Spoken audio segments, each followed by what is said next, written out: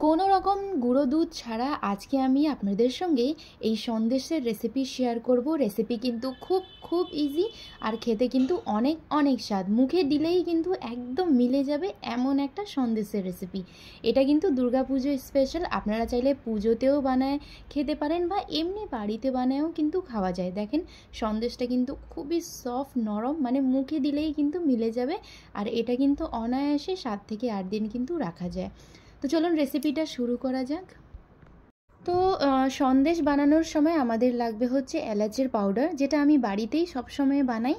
তো 4টের মতন দিয়েছি এলাচ, শুকনো কড়াইতে ভেজে নিয়ে এটাকে শিলনোড়ায় বা মিক্সিতে বেটে নিলেই কিন্তু সুন্দর একটা এলাচের পাউডারটা রেডি হয়ে যাবে।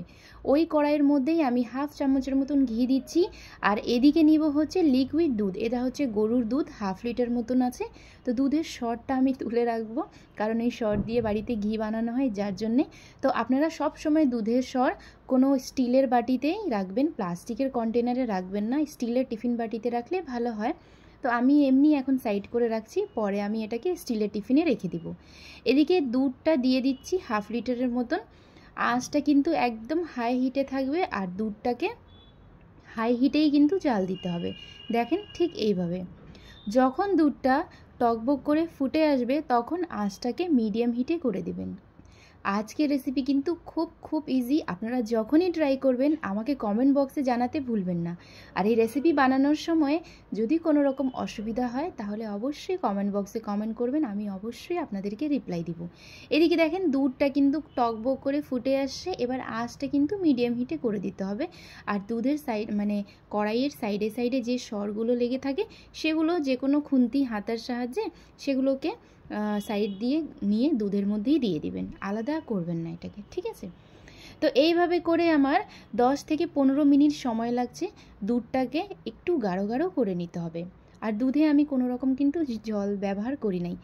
আর তো আজকে আমি এই সন্দেশ বানানোর জন্য গরুর দুধ ব্যবহার করেছি, আপনারা চাইলে যে কোনো প্যাকেটের দুধটাও ব্যবহার করতে পারেন। এদিকে আমি মিডিয়াম হিটে 15 থেকে 20 মিনিট ভালোভাবে জাল দিয়ে এটাকে একদম গাঢ় গাঢ় করে দুধটাকে অর্ধেক করে দিতে হবে, ঠিক আছে? তো আপনারা যারা আমার চ্যানেলে নতুন আছেন প্লিজ আমার ইউটিউব চ্যানেল madhav.priyanka vlog একটু সাবস্ক্রাইব করে দিবেন। আর আমার ফেসবুকেও পেজ আছে madhav.priyanka vlog, পেজটিকে একটু ফলো করে দিবেন। আর আমার রেসিপিগুলো আপনারা কেউ শেয়ার করছেন না, প্লিজ আমার রেসিপিগুলো একটু শেয়ার করে দিবেন। আর এখন আমি মিডিয়াম হিটে দুধটাকে জাল দিয়ে দিয়ে একদম অর্ধেক করে নিব গাঢ় গাঢ়, দেখেন ঠিক এইভাবে। তো আপনাদের যখন মনে হবে যে দুধটা আগে থেকে অর্ধেক হয়ে আসছে গাঢ় গাঢ়, ঠিক তখনই 3 থেকে 4 চামচ যদি ফ্রেশ টক দই থাকে তাহলে টক দই দিয়ে দিবেন। টক দই যদি না থাকে তাহলে ভিনিগারও আপনারা ব্যবহার করতে পারেন। তো আমি কি করেছি, 1 চামচ ভিনিগারে 2 চামচ দিয়েছি জল, সেটাকে অল্প অল্প করে দিয়ে হালকা হিটে আঁচটা রাখবেন। আর দুধটাকে একটু হালকা ফাটিয়ে নিতে হবে। আর এক সাইডে আমাদের রাতের ডিনার রেডি হচ্ছে, যেটা হচ্ছে রুটি। তো এক সাইডে আমি রুটি বানাচ্ছি আর এক সাইডে হচ্ছে আপনাদের জন্য রেসিপি করছি এই সন্দেশটা।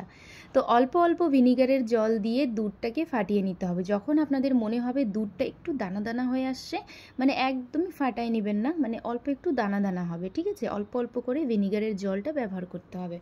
আর যদি টক দই দেন তাহলে 3 থেকে 4 চামচ দিলেই, প্রথমে 2 চামচ দিয়ে দেখবেন দুধটা যখন একটু ফাটা ফাটা হয়ে যাচ্ছে দানা দানা, তারপর আর দিতে হবে না, মানে প্রয়োজন বুঝে আপনারা অ্যাড করবেন।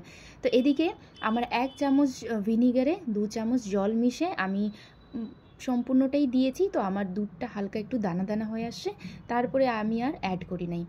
আমি এদিকে 5 থেকে 6 চামচ অ্যাড করেছি চিনি। তো মিষ্টি টোটালি আপনার উপরে ডিপেন্ড করে, আপনারা কম বেশ করতে পারেন। চিনি দেওয়ার পর এটাকে একদম হালকা হিটে ভালোভাবে মিক্স করে নিতে হবে। মিক্স করতে করতে কিছুক্ষণ পরে আপনারা দেখবেন দুধগুলো কিন্তু একদমই দানা দানা হয়ে যাবে, দেখেন ঠিক এইভাবে। আর কিছুক্ষণ পরই দুধগুলোকে একদম ভালোভাবে শুকিয়ে নিতে হবে, ঠিক আছে? আর যে কোনো হাতা বা চামচের সাহায্যে ঠিক এইভাবে মিক্স করতে হবে, যেভাবে আমি আপনাদেরকে স্ক্রিনে দেখাচ্ছি। তো ভালোভাবে যখন দুধটা শুকায় আসবে তখন আমি এর মধ্যে যে এলাচ পাউডার করে রাখছিলাম সেগুলো দিয়ে দিচ্ছি। এই সময় কিন্তু আঁচটা একদম মিডিয়াম হিটে রাখবেন বা একদমই হালকা করে দিবেন, না হলে কিন্তু তলা থেকে জ্বলে যেতে পারে। আর যখনই সন্দেশটা বানাবেন আপনারা চেষ্টা করবেন যে বাসনটা যেন একটু তলাটা যেন মোটা থাকে, তাহলে একটু ভালো হয়।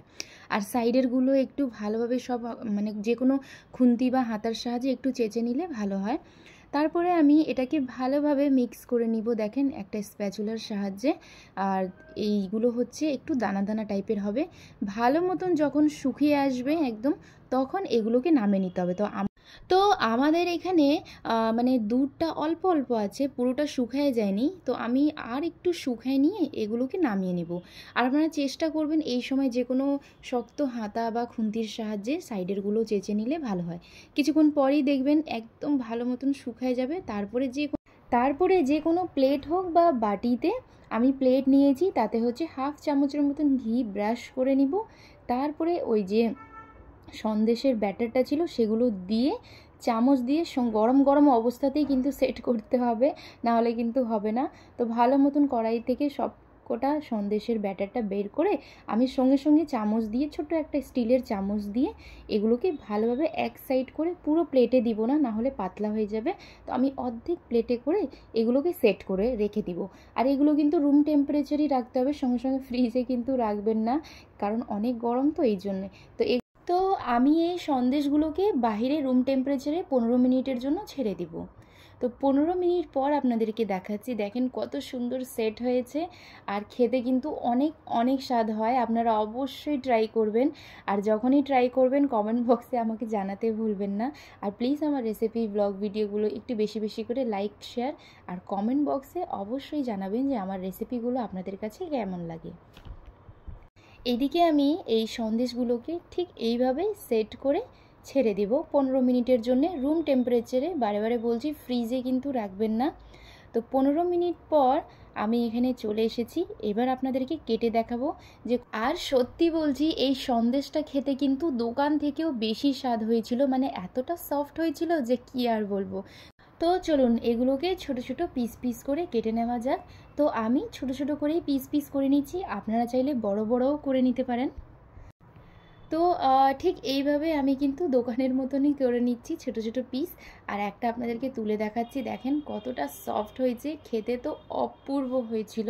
আর তো এগুলোকে আমি যে কোনো এয়ার কন্টেনার বক্স বা স্টিলের বাটিতে করে ফ্রিজে 5 থেকে 6 দিন রাখবো।